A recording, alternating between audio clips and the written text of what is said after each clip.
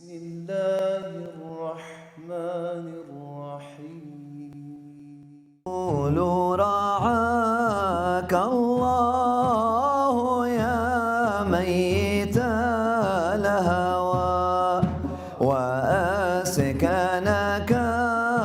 الفردوس قرب حماكم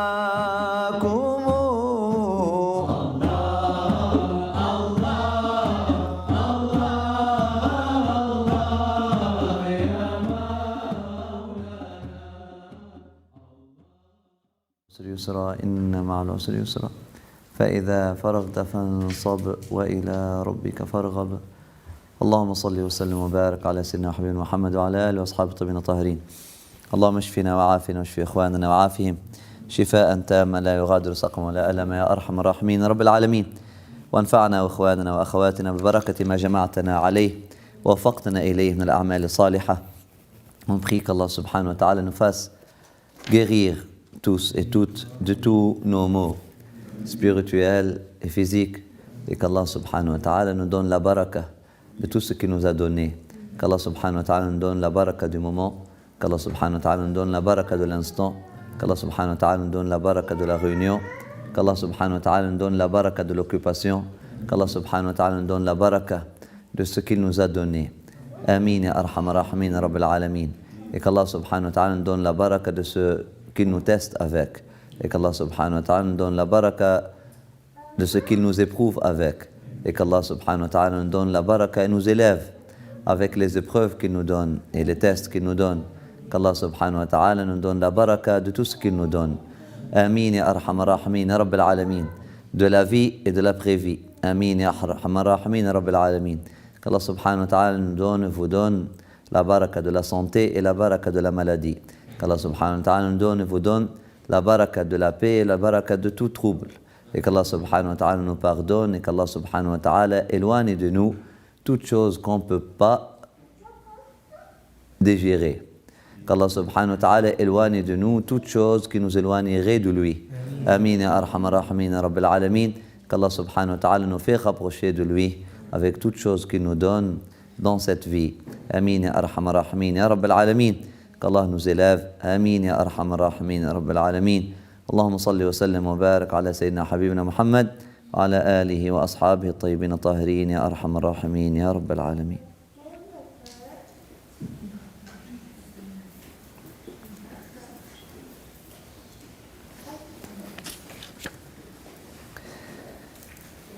Alhamdulillah. Qu'Allah subhanahu wa ta'ala accepte nos prières et vos prières, nous donne et vous donne, Inch'Allah, et une vie qui est totalement, complètement, parfaitement, vraiment, réellement investie pour lui. Et une fin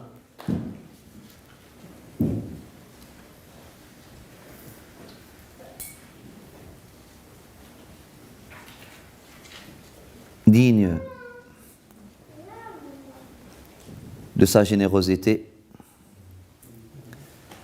et de ce qu'il nous donne. Amin ya arhamar rahimin ya rabbil alamin.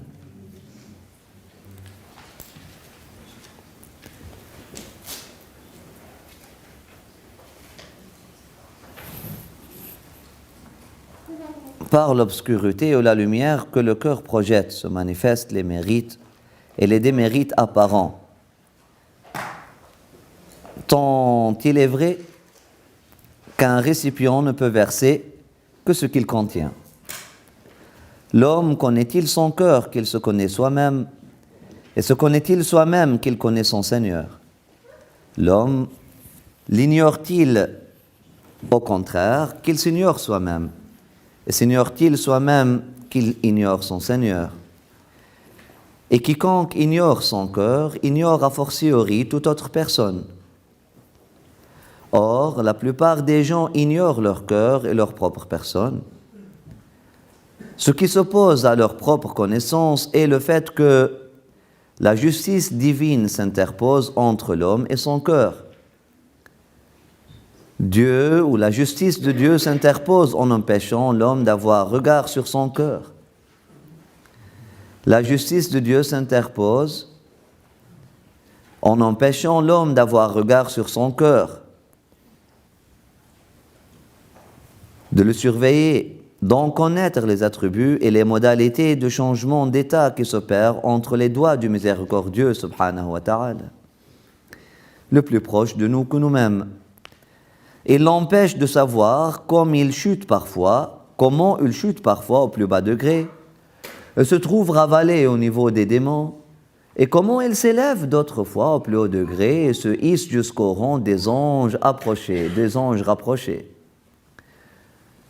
Qui n'a pas cette connaissance de son cœur, lui permettant de l'observer, de le surveiller et de guetter ce qui s'y manifeste, et s'y déverse de trésors provenant du royaume céleste, est concerné par la parole du Très-Haut qui dit « Ils ont oublié Dieu, et la justice de Dieu leur a fait oublier leur propre personne. » Ils ont oublié Dieu, ils ont fini par oublier leur cœur. Ainsi sont les gens pervers, ou ainsi est le phénomène de perversion et de l'égarement qu'Allah subhanahu wa ta'ala nous protège et vous protège. Celui qui ne jette pas un regard à l'intérieur de son cœur est égaré. Celui qui ne veut pas se voir à l'intérieur s'égare. Que Dieu subhanahu wa ta'ala nous guide et vous guide.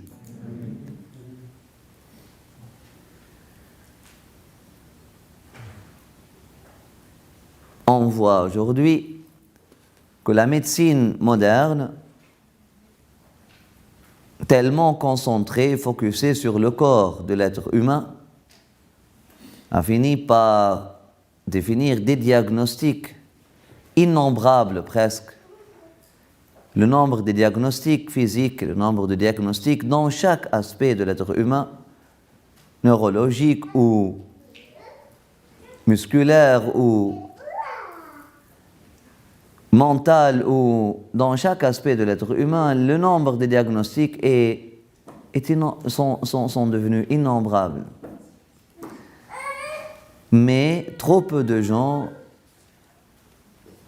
s'intéressent au diagnostic de la maladie du cœur. Trop peu de gens s'intéressent à donner des diagnostics, à savoir qu'est-ce qui se passe, qu'est-ce qui bloque. On est très conscient de la crise du corps, et dès qu'une crise du corps arrive, tout le monde est apeuré.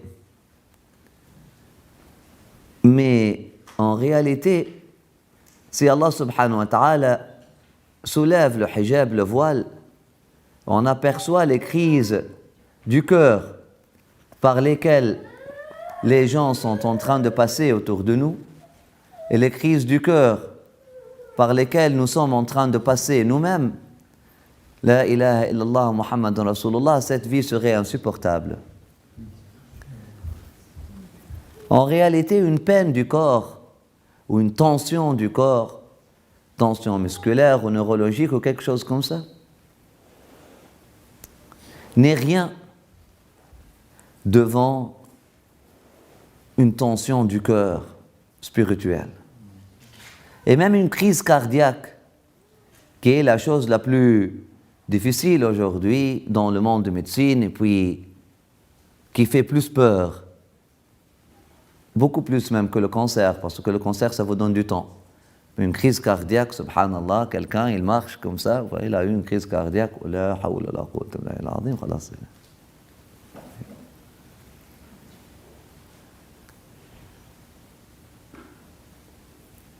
Les crises du cœur, les crises spirituelles sont encore plus importantes, sont encore plus dangereuses.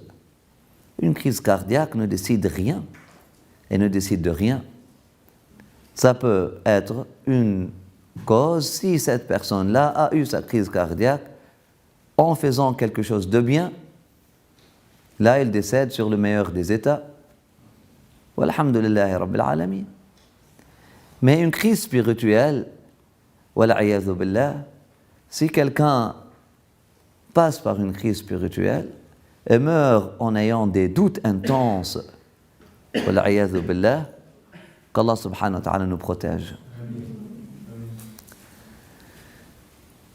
On est tellement dans le monde physique, on est tellement absorbé par le monde physique que même avec nos enfants, si mon enfant a un mal de tête ou un mal de pied ou un mal de doigt, je suis totalement apeuré.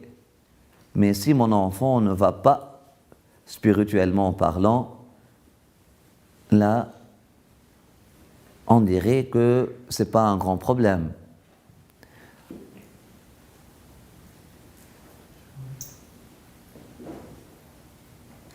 Qu'est-ce qui mériterait plus d'attention? Les maladies du cœur spirituel ou les maladies du cœur biologique? Si on donne à chaque chose son droit, le droit qu'elle mérite. Certainement, ce sont les maladies du cœur spirituel qui méritent notre attention beaucoup plus que les maladies du cœur physique. Les crises cardiaques, entre guillemets, spirituelles, la ilaha illallah. Les tensions spirituelles, la ilaha illallah.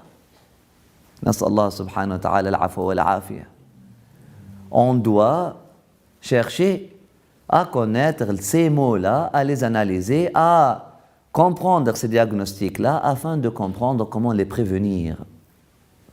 Ce que le meilleur remède de toute maladie, physique ou spirituelle, c'est la prévention. La prévention est la meilleure remède. Afin de remédier à une crise cardiaque, il faut la prévenir. La meilleure façon de la prévenir, il faut cultiver une bonne santé physique. Il faut manger bien, dormir bien, bouger de façon étudiée, pas de façon brusque, il faut bouger de façon avec Bismillah, comme on dit. Il faut apprendre à agir, à ne pas réagir aux choses. Il faut apprendre vraiment à gérer les choses, tout ça c'est physique. Il faut apprendre à prendre la balle lorsqu'elle est chaude et savoir qu'est-ce que je fais avec. Je ne panique pas lorsqu'un événement me vient me surprendre dans la vie.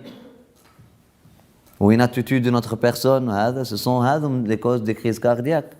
Mais aussi, les crises cardiaques ou l'ayadou spirituelles, on peut les prévenir avec le dhikr d'Allah subhanahu wa ta'ala en cultivant une bonne santé spirituelle. De l'exercice spirituel. Le dhikr, c'est de l'exercice spirituel.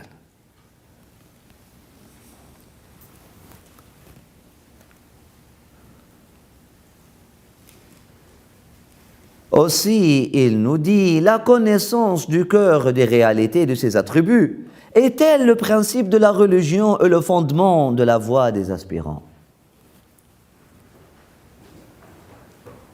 La connaissance du cœur et des réalités de ses attributs est certainement le principe de la religion. L'essence de la religion, c'est relier avec son Seigneur. Tu as besoin de ton corps pour relier avec ton Seigneur, donc tu as besoin de connaître ton corps. Et le fondement de la voie des aspirants. Puisque nous avons terminé d'étudier dans la première moitié de notre œuvre, ici, Imam Al-Ghazali, il nous parle de Ihya Ulum ad-Din. Il nous parle de son œuvre Ihya Ulum ad-Din. Là, on parle du chapitre 21 de Ihya Ulum ad-Din, les merveilles du cœur. كتاب عجائب القلب. Il dit, puisque nous avons terminé d'étudier dans la première moitié de notre œuvre les adorations, al-ibadat, et les usages qui sont le propre des membres, wal-adat, ce qui correspond à la science extérieure, et que nous avons promis d'aborder dans la deuxième moitié les caractéristiques salutaires ou pernicieuses du cœur, ce qui correspond à la science intérieure, il nous semble nécessaire d'introduire cela par 2 chapitres. L'un sur la présentation des caractéristiques merveilleuses et des complexions singulières du cœur, l'autre sur la manière d'exercer le cœur et de l'éduquer. Cette introduction faite, nous pourrons alors traiter en détail des états qui lui sont préjudiciables et de ceux qui lui sont bénéfiques.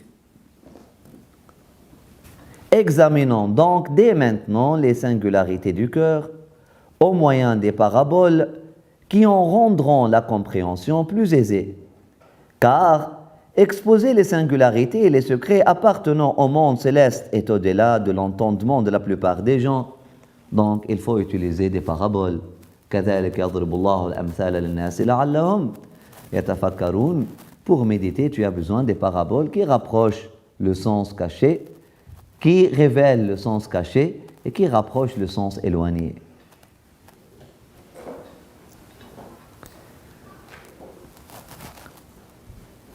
Ce que désigne l'âme, l'esprit, le cœur et la raison. Il commence, radiyallahu anhu, que Dieu soit satisfait de lui, avec la définition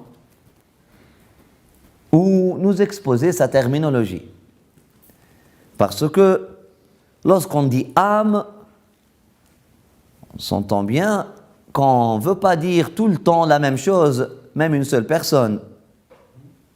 On dit telle ou telle personne a cédé l'âme. Ça veut dire elle a cédé quoi? Si on parle d'un hôpital, telle ou telle personne a cédé l'âme, c'est-à-dire elle est décédée. On dit aussi purifier son âme. Bien entendu, on ne parle pas de la même chose. L'âme que tu cèdes, ce n'est pas l'âme que tu purifies. L'âme que tu purifies, c'est une autre chose. On dit aussi l'âme précède le corps, où Dieu a insufflé son âme ou son esprit.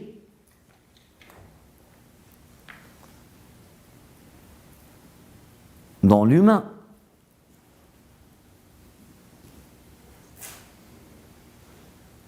Le même mot veut dire plusieurs choses.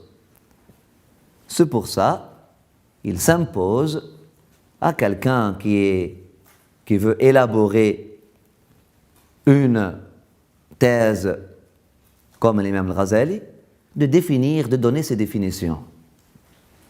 Là, on va s'entendre. Qu'est-ce qu'on veut dire par ça? Qu'est-ce qu'on veut dire par ça? Qu'est-ce qu'on veut dire par ça? Et avant d'exposer sa propre terminologie, il va nous donner les terminologies qui sont, Inch'Allah, la bougie a cédé l'âme. Irhamu Allah, al-Fatiha. La bougie vient de décéder. Alors, elle vient de céder l'âme. Vous voyez? Khalas. Alhamdulillah. Rest in peace. Amen. Par Allah, on n'aspire pas à quelque chose de meilleur que céder l'âme dans une telle présence.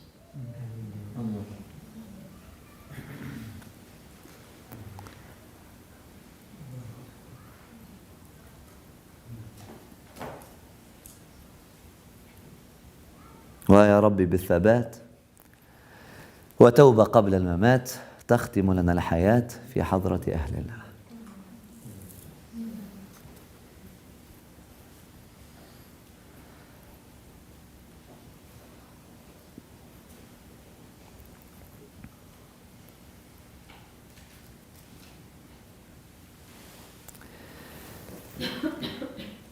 Il dit « Je sais que ces 4 termes sont d'usage dans l'étude de tel sujet, et que cependant, parmi les savants éminents, peu sont ceux qui les cernent, qui en distinguent les différents sens, les limites et les multiples appellations. La plupart des confusions dont ces noms font l'objet sont dues à l'ignorance de leur signification et au fait qui sont associées différentes appellations. Nous expliquerons donc en premier lieu le terme qui concerne en propre notre sujet, le cœur, al-qalb. Je sais que ces 4 termes sont d'usage dans l'étude de tel sujet, et que cependant, parmi les savants éminents, peu sont ceux qui les cernent, qui en distinguent les différents sens, les limites et les multiples appellations. La plupart des confusions dont ces noms font l'objet sont dues à l'ignorance de leur signification et au fait qu'ils sont associés différentes appellations. Nous expliquerons donc en premier lieu le terme qui concerne en propre notre sujet, le cœur. Ce mot a 2 acceptions. Le cœur, al-qalb. Il désigne d'une part cet agrégat de chair conique placé à gauche de la poitrine, organe qui a ses spécificités et qui comporte une cavité à l'intérieur de laquelle se trouve un sang noir qui est la source et l'origine de l'esprit. Mais notre propos n'est pas d'en décrire la forme et les modalités, car c'est un sujet qui intéresse les médecins et ne concerne aucunement les questions relatives à la religion. En outre, on trouve également cet agrégat de chair chez les animaux et même chez les morts.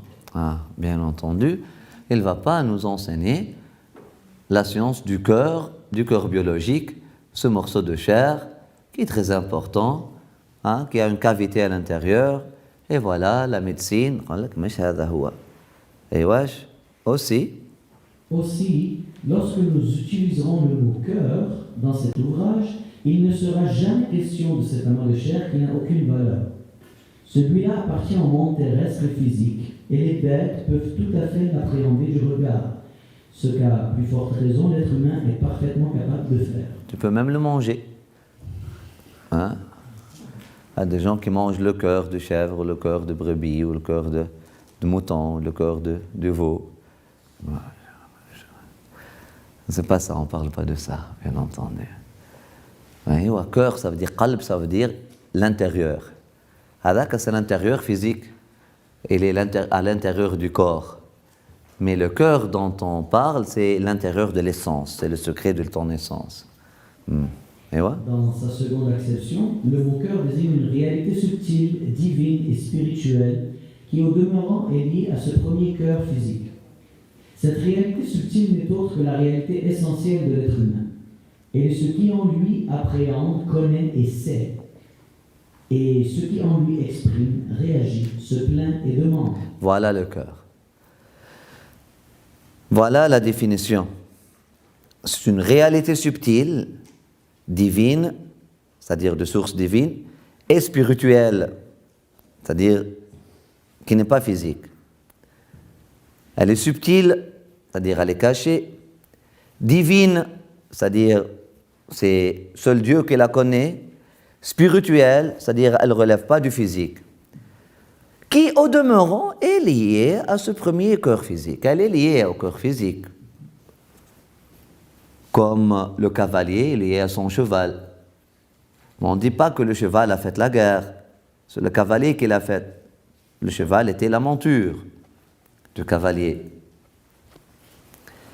Le cœur physique n'est qu'un outil, qu'une monture du cœur spirituel. Mais il nous dit, cette réalité subtile n'est autre que la réalité essentielle de l'être humain. 2 points. Elle est ce qui en lui appréhende, connaît et sait. Qu'est-ce qui en nous appréhende, connaît et sait.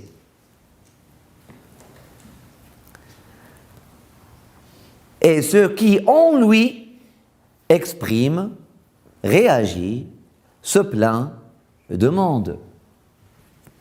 Ce qui en nous fait tout ça s'appelle qalb, cœur, l'intérieur. Nous avons dit que cette réalité spirituelle a un lien avec le cœur physique. Or, la nature de ce lien confond la raison humaine. Il est semblable au lien qui unit les causes accidentelles au corps, qui unit les qualités aux qualifiés, qui unit l'instrument à son utilisateur, ou encore qui unit l'événement au lieu où il se produit. Nous nous garderons d'expliciter ce point pour deux raisons. La première est que ce sujet relève de la science intuitive. Or, l'objet de cet ouvrage, Ihya Ulumuddin, se borne aux sciences relatives au comportement, suluk, comment arriver, comment cheminer afin d'avoir vers la fin le fruit de la science intuitive. Il ne va pas te décrire le fruit, il ne va pas te donner le poisson, mais il va te montrer comment tu vas à la pêche. La deuxième raison pour laquelle il va s'abstenir, radiyallahu anhu, de nous expliquer la relation entre le cœur physique et le cœur spirituel, bien que ça appelle quoi? La curiosité. Mais ça appelle quoi aussi? L'arrogance. Je sais, ça doit être ça. C'est comme ça. Il y a un lien. Lorsque tu aimes quelqu'un, tu sens un battement de cœur ici, alors que l'amour, c'est le cœur spirituel qui aime, c'est pas ce morceau de chair qui aime. Lorsque tu as de la peine, c'est ton cœur, tu ressens une peine physique, dans ton cœur, biologique. Alors que, on s'entend, c'est pas le cœur physique qui ressent la peine. Lorsque tu as peur, ton corps physique commence à battre. Bien entendu, la peur, c'est quelque chose que le cœur spirituel ressent. Lorsque tu es choqué, surpris, bien entendu, barakallahu fik. Barakallahu fik, wa alaykum. C'est le cœur physique qui ressent, et c'est pas le cœur, c'est le cœur spirituel qui a peur, mais le cœur physique, le ressent beaucoup plus que tous les autres. Barakallahu fikum. Marhaba. Bismillah, fais attention. Bismillah. Ahsan. C'est le cœur physique qui le ressent plus que tous les autres membres, plus que l'œil par exemple, plus que tous les autres organes, plus que l'œil, plus que l'oreille, plus que le nez.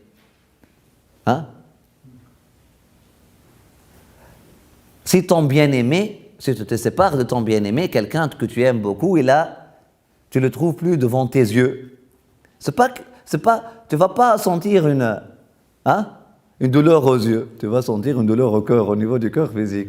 Vraiment, c'est une douleur. Parfois, c'est musculaire. Parfois, ça ressemble à une déchirure musculaire au cœur, quelque chose comme ça, alors que c'est un sentiment. C'est quoi le phénomène? Il te dit, Imam Al-Ghazali, ça relève de la science intuitive, c'est pas mon but ici. Il nous donne des pistes, il te dit, ça ressemble à la relation qui existe entre la ilaha Muhammad Rasulullah sallallahu alayhi wa sallam, entre l'instrument et son utilisateur, ou encore qui unit l'événement au lieu où il se produit.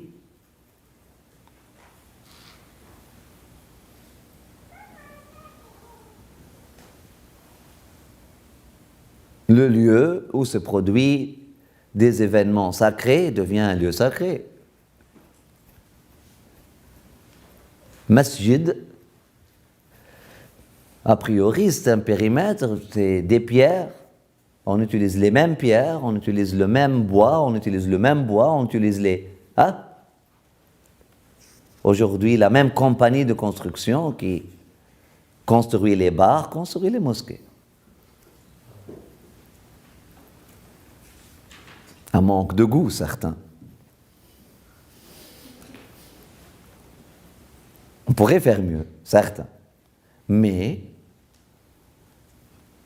même si tu donnes le contrat à une compagnie de construction halal, ils vont utiliser les mêmes pelles. Mais, Adaka devient un bar associé والعياذ بالله à la perdition et perte de conscience volontaire, et l'autre devient un masjid qui appelle à la prière. Ou encore qui rappelle à une prise de conscience volontaire.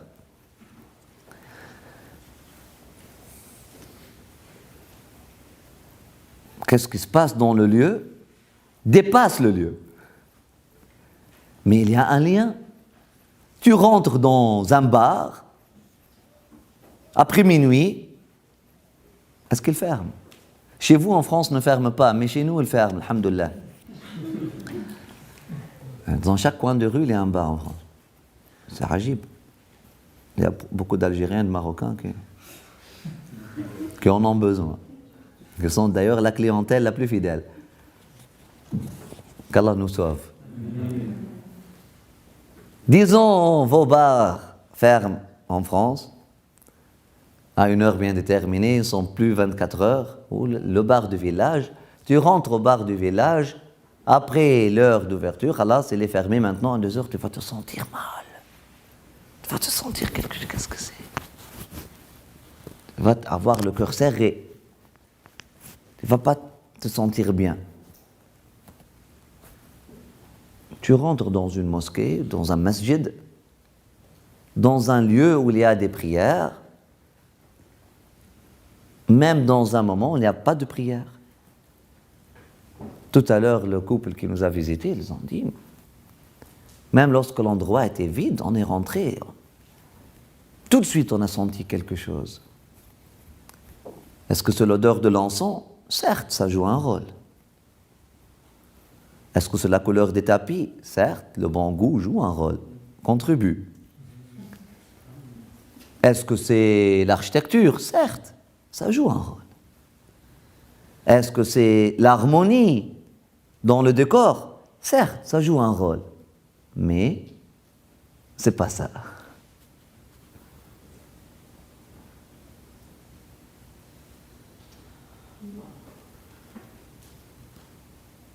Même des pierres et des arbres et des objets vont témoigner, ils vont te dire, par là se sont passés un groupe de Mubarakines, des bénis, qui sont venus avec les meilleures des intentions, et puis, subhanallah, ça change.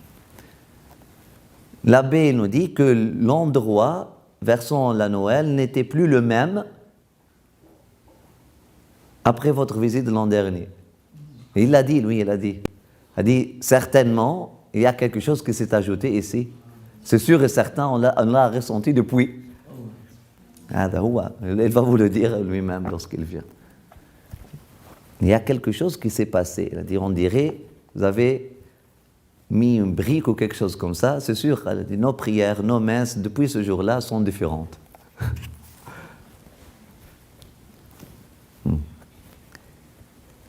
Bien sûr, il avait Ranou ici l'an dernier. Il y avait Anissa ici l'an dernier. Il y avait Kamal ici l'an dernier. Il y avait Mimoun ici l'an dernier. Il y avait Joël ici l'an dernier. Il y avait Fouzia ici l'an dernier.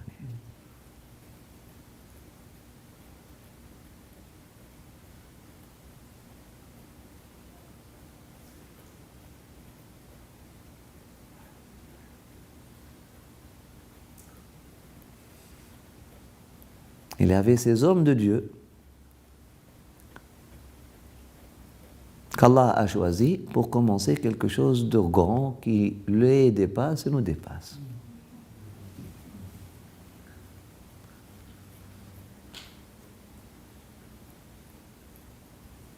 Et que leur soif a fait jaillir des sources, des roches.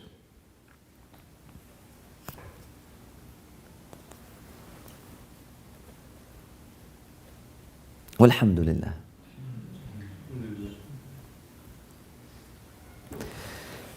Allah, Allah, Allah, Allah.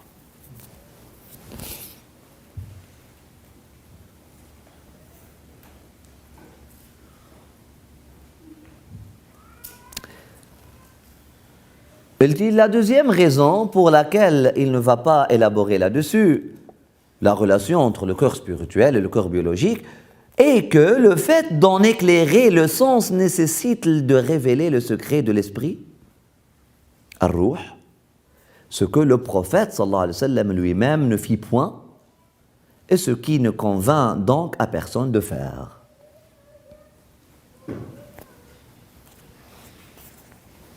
Ainsi, lorsque nous employerons le terme cœur dans cet ouvrage, ou lorsque nous employons le terme cœur, qalb, dans cet ouvrage, nous désignons cette réalité subtile et notre propos étant d'en mentionner les caractéristiques et les états, non d'en indiquer la réalité dans ce qu'elle a de plus essentiel. Car la science relative au comportement nécessite d'en connaître les attributs et les états, non d'en révéler la nature. وَالَّذِينَ هُمْ عَنِ اللَّغْوِ مُعْرِضُونَ. On ne va pas rentrer dans qu'est-ce qu'il a. Une curiosité vaine qui ne rassasie pas l'esprit, ce n'est pas notre domaine. Là, sinon, l'être humain peut être curieux pour plusieurs raisons. Il veut, qu'est-ce que c'est ça? Qu'est-ce que c'est ça? Qu'est-ce que c'est ça? Tu dis, nous avons besoin de connaître les comportements de l'humain. Qu'est-ce qui m'attriste? Et qu'est-ce qui me fait? Et qu'est-ce qui... Mes réactions. Qu'est-ce qui cause mon manque d'impatience, manque de gratitude, etc.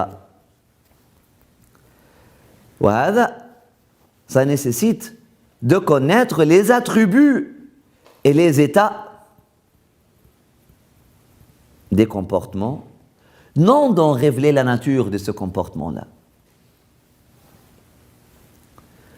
Le second terme qu'il va définir est celui de ar-ruh, esprit ou souffle de vie, ar-ruh.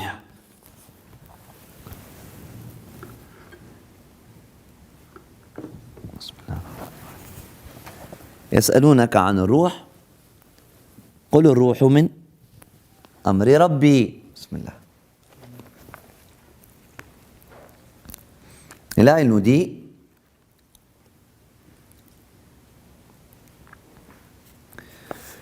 celui-ci a également deux acceptions en rapport avec notre sujet.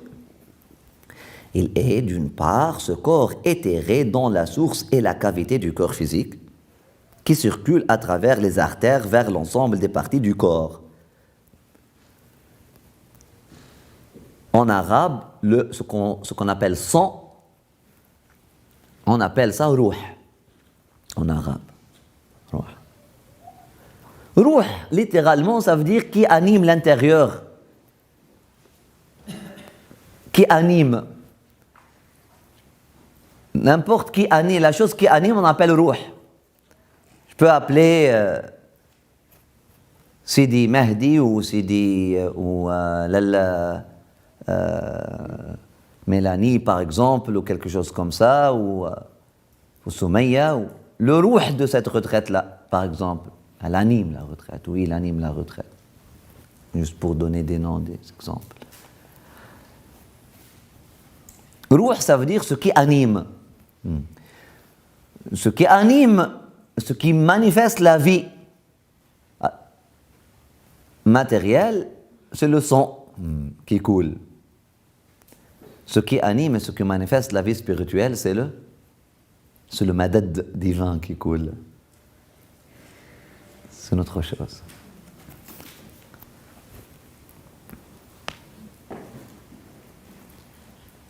Encore, si on parle de la vie physique, on se réfère au ruh qui est dans la cavité, etc. Si on parle de la vie spirituelle, on parle de ce amr rabbani,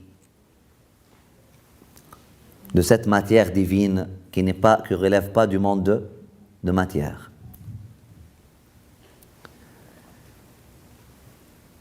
Il est d'une part ce corps éthéré dont la source est la cavité du corps physique qui circule à travers les artères vers l'ensemble des parties du corps.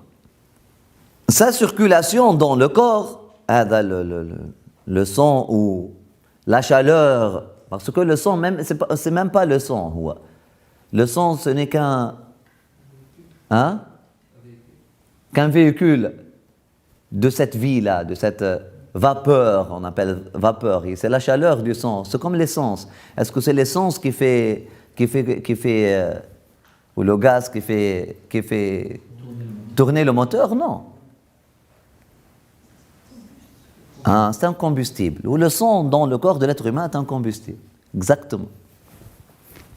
Mais subhanallah, c'est un combustible qui est... C'est le chi. C'est le chi. C'est le chi, exactement.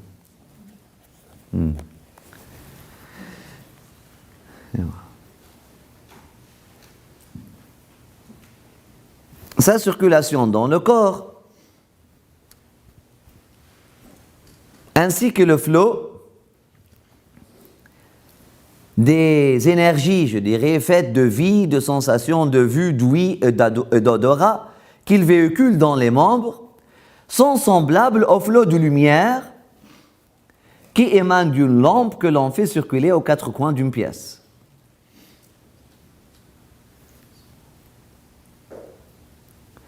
Chaque point qu'il touche se trouve illuminé.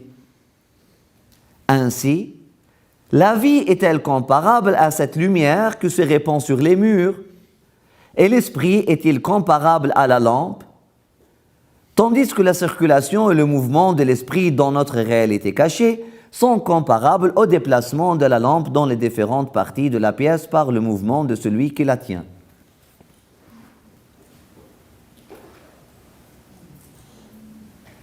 Vous voyez l'image? C'est une métaphore filée. Métaphore physique. Filée. Filet.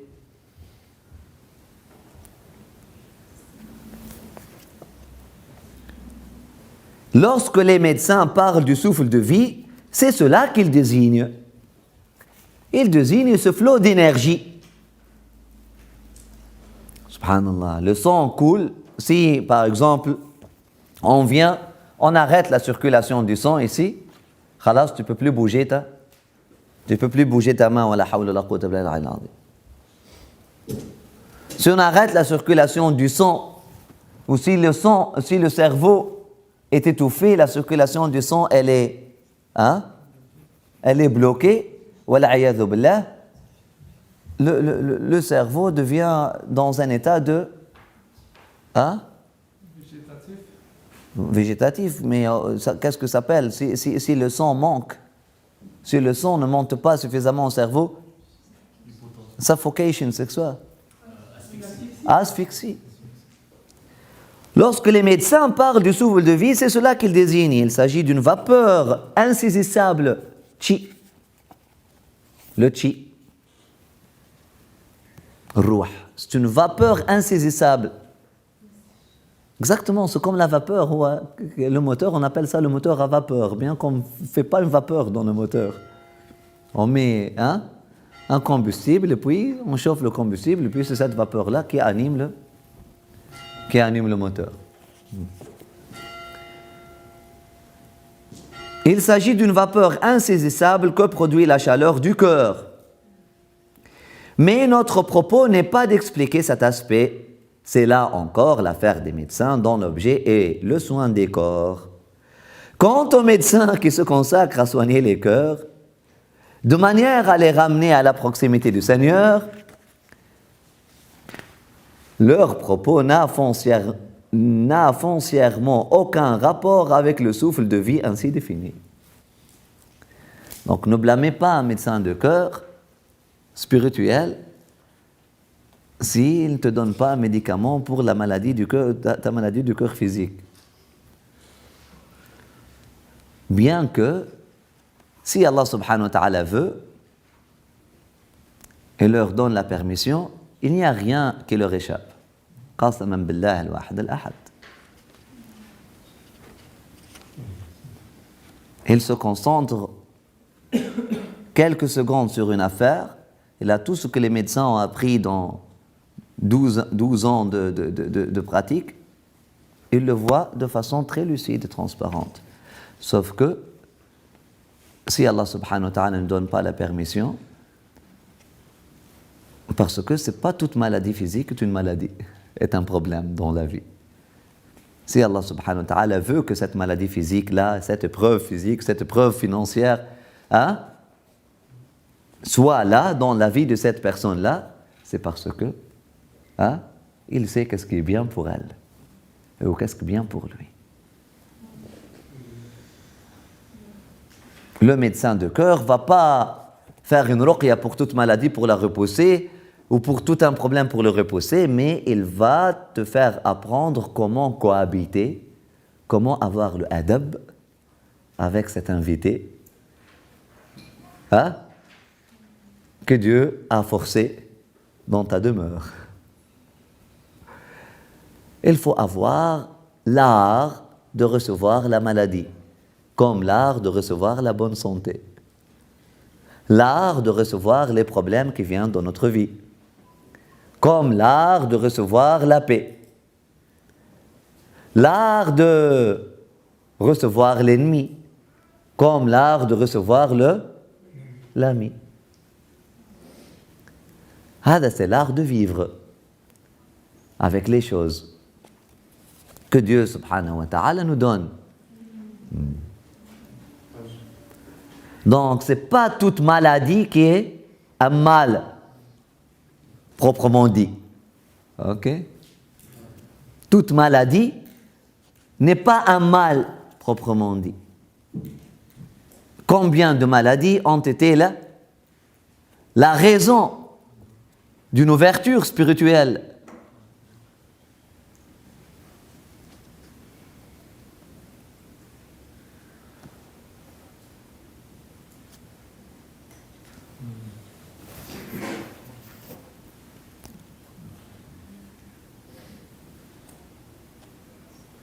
Mais on demande à nous, comme pour nos frères et sœurs, qu'Allah subhanahu wa ta'ala nous relève et qu'Allah subhanahu wa ta'ala nous protège de toutes les difficultés qu'on ne peut pas gérer. Nasallah al-afiyah, nasallah al-afiyah, nasallah al-afiyah. Qu'Allah subhanahu wa ta'ala nous fasse connaître sa face sans qu'on passe nécessairement par des impasses et par des difficultés qui nous désespèrent. Inch'Allah, que vous ne voyez aucune difficulté qui vous fait désespérer, qui vous fasse désespérer, ni spirituellement, ni physiquement. Ya Allah. Qu'Allah éloigne de nous et de vous tous les périples et tous les maux. Amin ya arhamar rahimin ya rabbil alamin. Amin ya arhamar rahimin ya rabbil alamin. Qu'Allah subhanahu wa ta'ala nous donne et vous donne la baraka de tout ce qu'il nous donne. Amin. Et dans tout ce qu'il nous donne. Et dans tout ce qu'il choisit pour nous. Amin. Amin ya arhamar rahimin ya rabbil alamin. Le terme ruh, dans sa deuxième acception, désigne cette réalité subtile qui, en l'homme, est douée de connaissance et d'entendement, C'est ce que nous avons expliqué dans l'une des définitions du cœur, qalb. Et c'est ce que désigne le Très-Haut lorsqu'il dit « l'esprit est l'affaire de mon Seigneur ». Il s'agit là d'une réalité indicible que la plupart des raisons humaines ne sauraient appréhender. C'est la même définition. Ça rejoint maintenant, il rejoint la même définition. C'est le même qalb. Le troisième terme à préciser est âme. En arabe, nafs. Cette appellation est également partagée entre plusieurs acceptions, dont deux sont liées à notre propos. Il désigne d'abord cet ensemble des propensions à la colère et à l'envie qui existent chez l'homme, ainsi que nous allons l'expliquer. C'est le sens qui est le plus souvent en usage dans le langage des soufis lorsqu'on dit nafs. Il désigne par ce terme la source commune des caractéristiques humaines blâmables qu'il est nécessaire pour cette raison de combattre et de briser. C'est ce qu'indique la parole du prophète, sallallahu alayhi wa sallam. Ton plus grand ennemi est cette âme qui loge en ton sein. A'da adouwek, nafsuka allati bayna jambayk.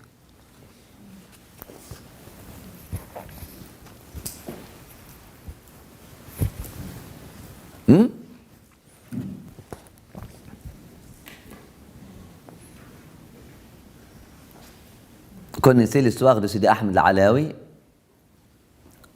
Mustaranmi, qu'Allah subhanahu wa ta'ala soit satisfait de lui. Il nous donne la baraka de mentionner son nom et la baraka du sanad qui nous lie à lui. Amin. Et qu'Allah subhanahu wa ta'ala nous rattache encore davantage, je vous rattache à ce sanad noble. Sidi Ahmed al-Alawi, il voulait être un ami de Dieu. Allah subhanahu wa ta'ala a mis dans son cœur cette envie d'être ami de Dieu dès un jeune âge. À l'âge d'adolescence, lorsque les jeunes se tournent prennent conscience de leur conscience de leur développement physique prend dessus sur leur conscience de leur développement mental, émotionnel, spirituel, c'est le contraire qui s'est passé. C'est la maturité spirituelle qui a pris dessus. Et là, il courait dans il cherchait quelque chose. Comment être un ami de Dieu? Et là, il a rencontré des gens qui faisaient le zikr. Et puis, avec les meilleures des intentions, il est allé apprendre de eux. Il a pris tout ce qu'il y avait de bien avec eux, y compris l'art de la concentration, de la maîtrise. Nos ancêtres, afin de développer l'art de la concentration, c'est un art, c'est du sport. C'est du sport. Ils jouaient avec les serpents. Parce que le serpent, c'est quoi? Je ne veux pas vous expliquer comment jouer avec un serpent. On peut le faire une autre fois. Mais c'est quoi le serpent? Si tu as peur du serpent, là, tu vis ce qu'on appelle un affaissement. Et ton affaissement de conscience, tu t'es soumis à ce serpent-là, le serpent va recevoir cette permission ou cette peur qui vient de toi, ou cette faiblesse qui émane de toi, et là, il viendra vous attaquer. Mais si au contraire, en se concentrant sur le serpent, tu peux l'immobiliser.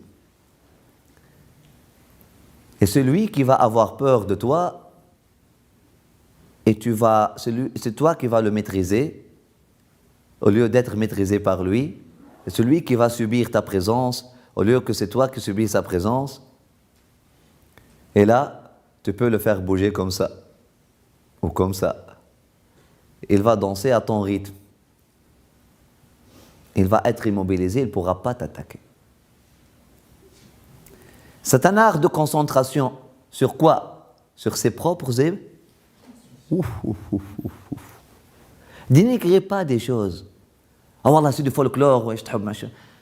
عملت هنتي. Wallah, il danse avec des serpents. عملت هنتي. T'es arrivé à ce niveau de concentration émotionnelle. Arrive là, ou après ça part. C'est sûr que c'est pas là où on doit s'arrêter. Et c'est un niveau qu'il faut honorer. Toi qui ne sais même pas gérer tes émotions le plus simple. Ou ce bédouin-là, où les gens qui font tourner autour des chevaux, ou les gens qui dansent avec les cobras, ou les gens qui dansent avec les loups, ou les gens qui... avec tout ça, ou avec le feu, c'est de la concentration. Se concentre sur quoi? Sur le corps physique extérieur? Non. C'est déjà une connaissance que tout se passe à l'intérieur. Donc, ils se concentrent sur leurs émotions. Et là, ils arrivent à gérer leurs émotions. Là, l'extérieur devient sans effet sur eux. Parce que l'effet du monde extérieur sur nous demande une permission qu'on donne à ce monde extérieur de nous affecter. C'est nous qui donnons la permission au monde extérieur de nous affecter, inconsciemment. Concentration qui fait même le domaine de l'inconscient de rentrer dans le conscient et la maîtrise. Si vous avez vu le film Matrix, vous allez comprendre un peu de ça.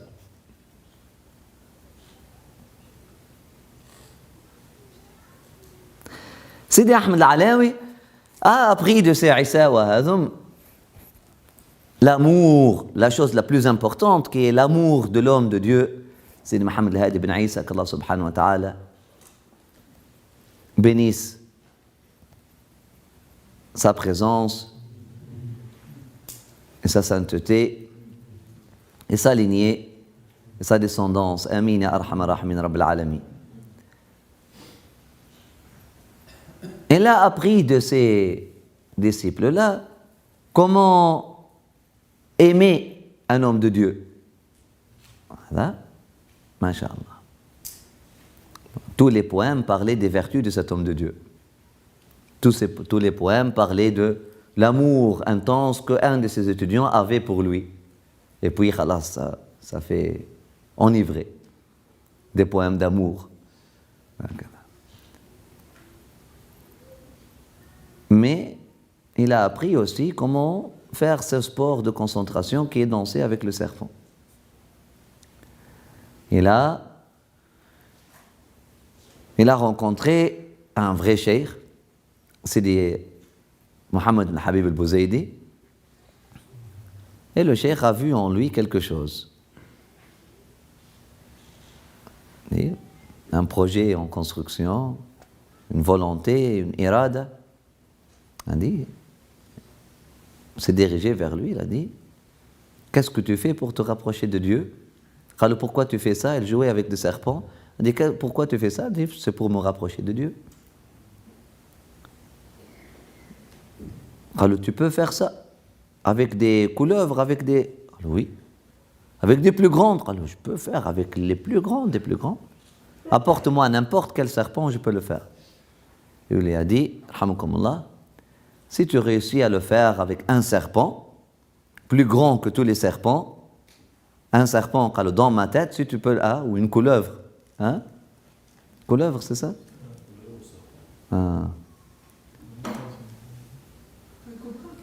Ouais, c'est ça, une couleuvre. Si tu réussis à le faire avec la couleuvre qui est dans ma tête, il a dit que je connais bien, je t'appelle homme pour du vrai. Je t'appelle maître, il a dit. Je t'appellerai maître, là.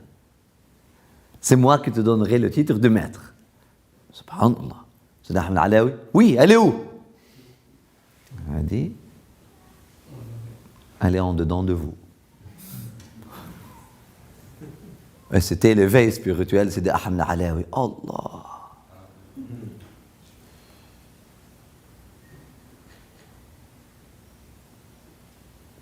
Parce que maîtriser ses émotions, son émotionnel face à un ennemi extérieur est quelque chose. Mais arriver à maîtriser ses émotions face à un ennemi intérieur est une plus grande chose, c'est une chose plus grande.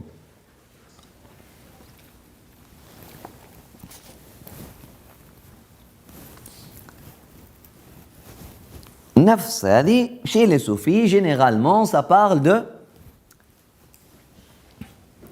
de cette couleuvre en dedans de nous qui a besoin d'être hypnotisée, qui a besoin d'être neutralisée, qui a besoin d'être maîtrisée.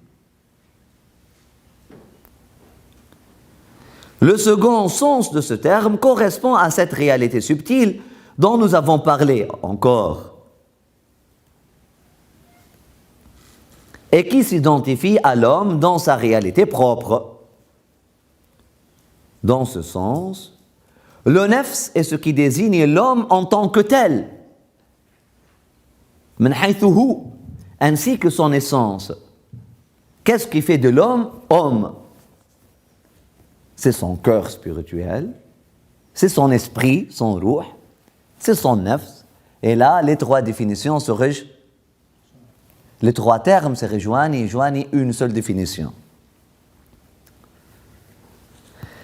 Mais elle est décrite selon des caractéristiques variables en fonction de ses états.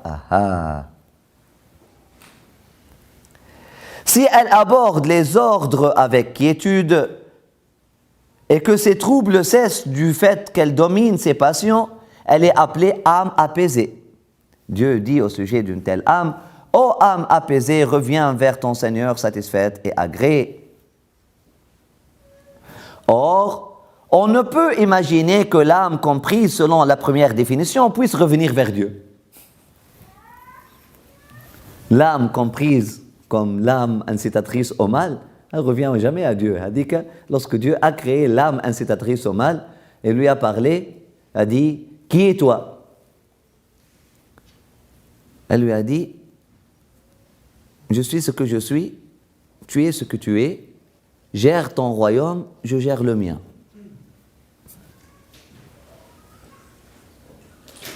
Littéralement.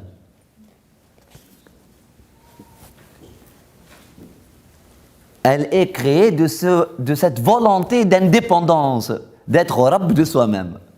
Ruboubiyya. Le nafs, l'âme, incitatrice au mal, elle veut, c'est ça ce qu'elle cherche. Elle veut substituer, ou se substituer au Créateur, le Rabb, le vrai Seigneur. Elle veut être Seigneur à sa place. Elle ne revient jamais à son Seigneur. Ou elle te dit, ici, on parle de la troisième réalité, le qalb, mais elle te dit, lorsqu'on utilise le terme nafs, on parle des états différents de nafs, etc. Mais ça parle de l'essence de l'être humain, comment il est. Voilà. L'âme apaisée.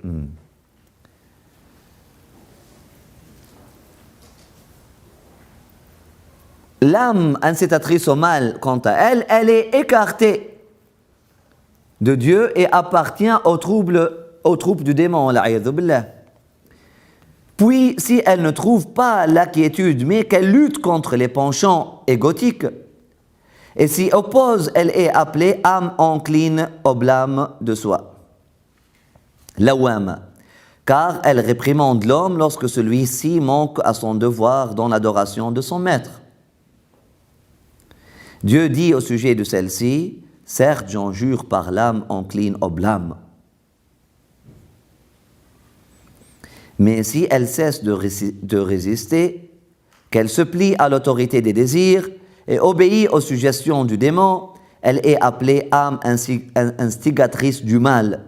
Dieu dit: « En nous transmettant le propos de Joseph ou de la femme du haut intendant, je ne disculpe pas mon âme, l'âme est encline à instiguer le mal. » 3 versets dans le Coran qui parlent de nafs, qui parlent de 3 définitions, 3 états différents. On peut aussi considérer que l'âme instigatrice du mal dont il est question dans ce verset correspond à la première définition du terme nafs qu'elle t'a donné, effectivement. Ainsi, l'âme est-elle, selon cette première acception, au plus haut point méprisable, tandis qu'elle est estimable selon la seconde acception, parce que dans ce cas, elle n'est autre que la personne même de l'homme, c'est-à-dire son essence et la réalité qui en son être connaît, et la réalité qui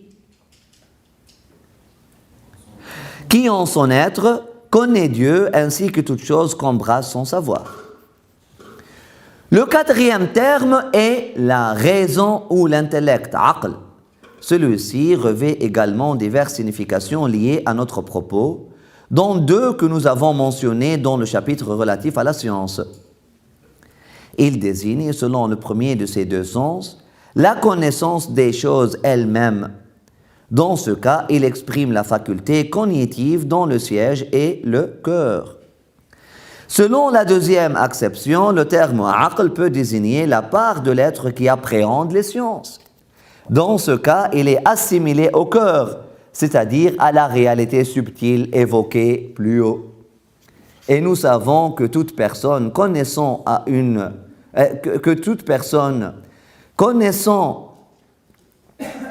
existence propre et autonome, tandis que la connaissance est une qualité comprise en lui, or la qualité n'est pas le qualifié. Outre ces deux sens, le aql peut également désigner la qualité de celui qui comprend autant que le siège de la compréhension, c'est-à-dire l'intelligence. C'est le sens qu'indique la parole du prophète sallallahu alayhi wa sallam. La première chose que Dieu créa est l'intellect, c'est l'intelligence. La connaissance étant une réalité accidentelle, elle ne peut pas avoir été la première créature, car le siège de celle-ci a nécessairement dû être créé avant ou en même temps. En outre, Dieu n'aurait pu s'adresser au aql, comme le dit la suite du hadith évoqué, et lui demander de venir puis de partir si cette réalité correspondait à la connaissance. Non, donc c'est quelque chose de plus profond. Il t'apparaît donc que la signification de ces noms existe de manière concrète. Il désigne le corps physique, l'esprit physique, l'âme concupiscente et les connaissances. Ces quatre sens sont exprimés par quatre termes différents. À cela s'ajoute un cinquième sens commun aux quatre termes, à savoir cette réalité subtile qui appréhende en l'homme les choses, Les quatre termes désignent alternativement ce cinquième sens, aussi dénombre-t-on 5 significations pour 4 mots, chacun de ces mots évoquant deux réalités. Vous voyez la conclusion ? L'art d'expliquer. Vous comprenez tous, vous pouvez suivre. Je te dis, il y a 4 termes qui renvoient à 4 réalités différentes. Mais les 4 termes ensemble renvoient à une réalité commune qui constitue le deuxième sens ou la deuxième acception de ces 4 termes-là.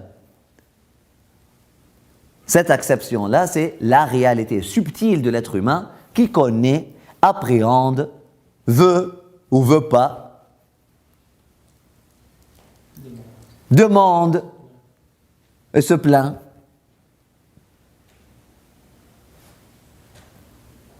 Désire ou refute, ou s'oppose.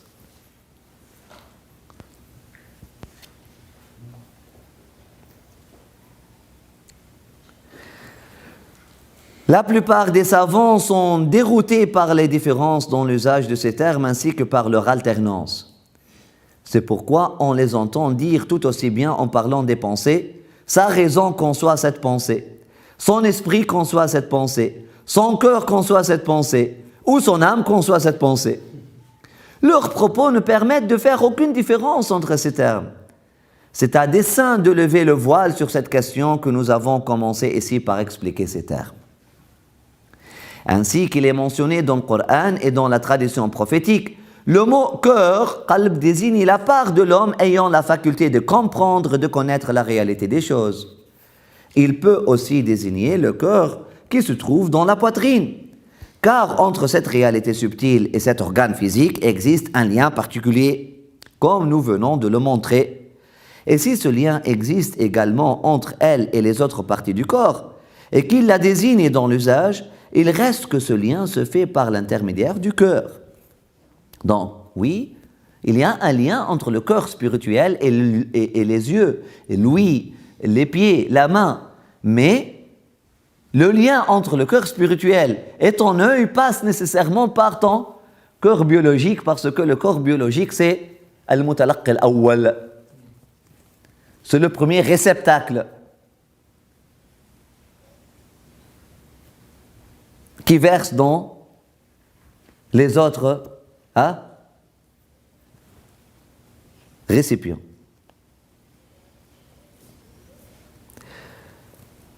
Le lien de la réalité subtile évoqué avec les autres parties se fait donc en premier lieu au niveau du cœur, comme si celui-ci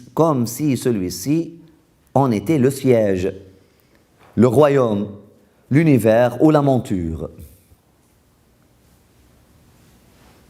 Le lien entre ton œil et ton corps spirituel se fait par l'intermédiaire comme si ce corps physique est la monture du corps spirituel ou le siège du gouvernement du corps spirituel ou encore l'univers ou le royaume. C'est pourquoi Sahl al-Tasturi ou At-Tustari compare le cœur au trône et la poitrine au kursi. هنا marche-pied ça marche pas. Ça casse les pieds maintenant.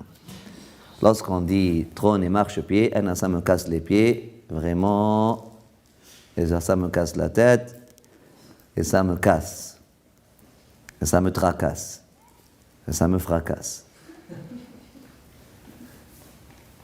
Ce sont des termes qu'on ne peut pas traduire. Et si on veut traduire, le arsh, ça va être le système nerveux de l'univers.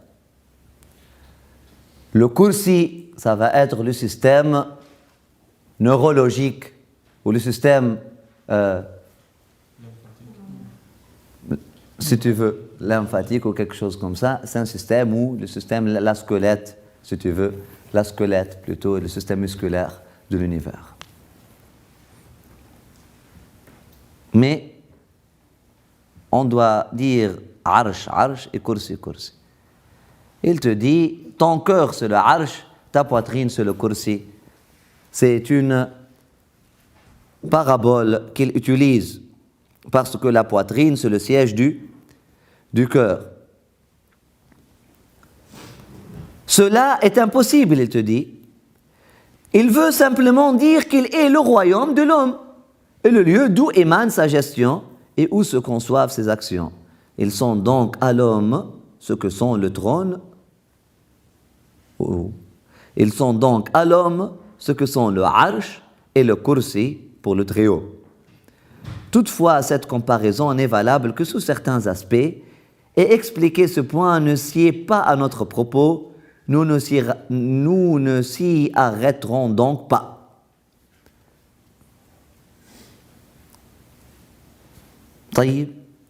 Après avoir expliqué maintenant, il va nous expliquer les armées du cœur. Bi'idhnillah samil alim, qu'Allah subhanahu wa ta'ala nous donne le tawfiq. Barakallahu fikum. ربنا انفعنا بما علمتنا ربي علمنا الذي ينفعنا ربي فقهنا وفقه مع أهل القطر أنثى وذكر ربي وفقنا وفقهم لما ترتضي وارزق الكل حلالا وأخلا نحظى بالخير ربنا واصلح لنا كل الشؤون قبل أن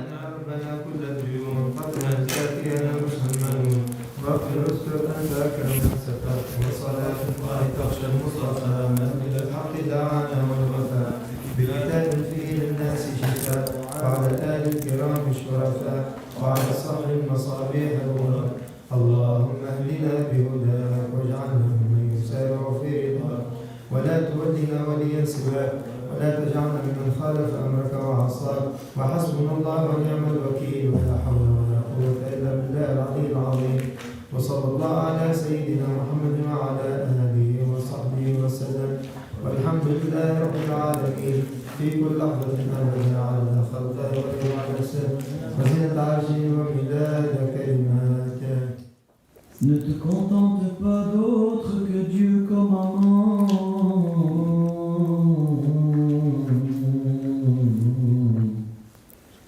Tout autre que lui n'est qu'un mirage.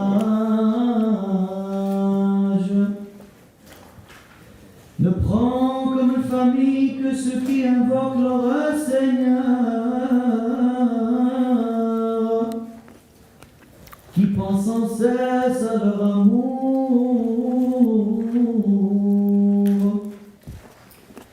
Ceux qui vivent avec Dieu,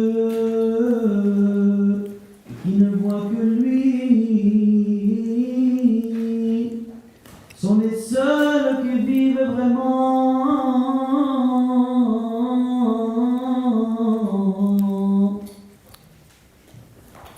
Que sont-tu pour eux ceux-là?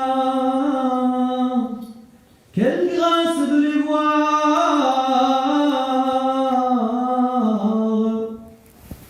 Ces gens de Dieu qui fondent de désir, ceux qui ont bu de cette coupe qui les a enivrés,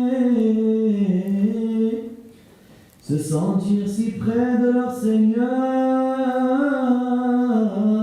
les a fait s'oublier.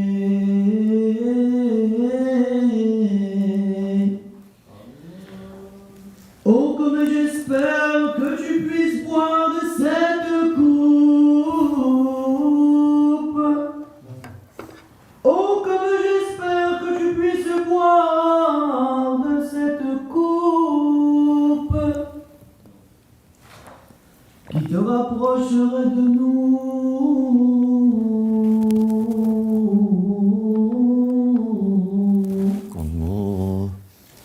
Béni soit celui qui répond lorsque nous l'appelons. Allah.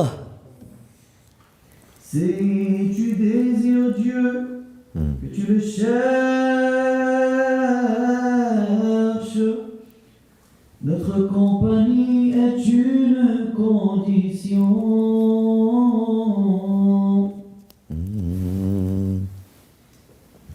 Notre compagnie est une condition.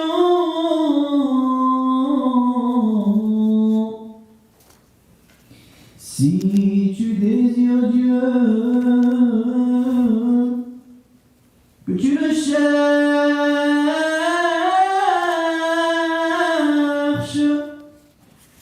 notre compagnie est une condition. Il n'y a là aucun doute. Allahumma salli wa sallim wa barik ala sayyidina Muhammadin wa ala فلا ترضى بغير الله حبا الله الله كل شيء ما دونه سراب كل شيء ما دونه سراب لا إله إلا الله الله الله لا إله إلا الله يا مولانا لا إله إلا الله الله الله لا إله إلا الله جدع فلا ترضى بغير الله حبا كل شيء ما دونه سراب نصحتك إن كانت لك نسبة أهل الذكر في محبوبهم غابوا أهل الذكر في محبوبهم غابوا لا إله إلا الله الله الله لا إله إلا الله يا مولانا لا إله إلا الله الله الله لا إله إلا الله جود الله فلا عيش إلا لذوي القربى ليس لهم عن الحق حجاب ليس لهم عن الحق حجاب أين الجنان منهم أين طوبى عباد الله من شوق ذابوا عباد الله من الشوق ذابوا لا إله إلا الله الله الله لا إله إلا الله يا مولانا لا إله إلا الله يا مولانا لا إله إلا الله الله الله لا إله إلا الله جود علينا لا إله إلا الله جود علينا شربوا من مدامته غبا خذهم عنهم ذاك الشراب وأخذهم عنهم ذاك الشراب يا ليت لك من كأسهم شربا تكون لك في قربنا أسباب تكون لك في قربنا أسباب لا إله إلا الله الله الله لا إله إلا الله يا مولانا لا إله إلا الله يا مولانا لا إله إلا الله الله الله لا إله إلا الله جود علينا لا إله إلا الله جود علينا فنعم العبد للنداء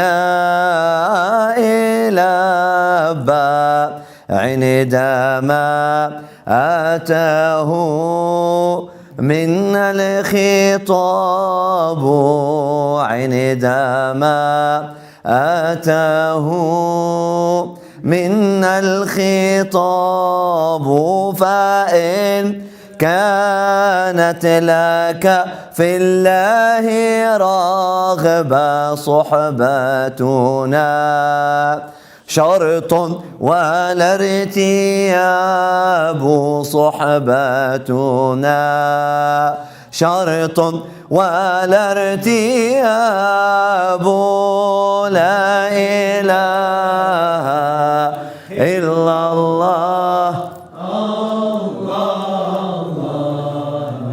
إله إلا الله يا مولانا لا إله إلا الله يا مولانا لا إله إلا الله الله الله لا إله إلا الله جود علينا لا إله إلا الله جود علينا. فاتحة على حضرة النبي محمد صلى الله عليه وسلم روح سيدنا أحمد العلاء وروح الإمام الغزالي وراح الصالحين وشيخنا. الله سبحانه وتعالى يرفع درجاتهم في الجنة ويكثر مثوباتهم وضاعف حسناتهم ويحفظنا بجاههم وينفعنا بعلوم وبركاتهم في الدارين آمين. بسم الله الرحمن الرحيم. الحمد لله. حفظكم الله بارك الله فيكم. يا عالم السر منا لا تحتك الستر عنا وعافنا واعف عنا وكلنا حيث كنا. يا عالم السر منا لا تحتك الستر عنا وعافنا واعف عنا وكلنا حيث كنا. يا رب يا عالم الحال إليك وجهت الآمال فامنن علينا بالعقبال وكلنا واصلح البال. يا رب يا رب الأرباب عبدك فقيرك على الباب أتى وقد بات الأسباب مستدركا بعد ذعمات.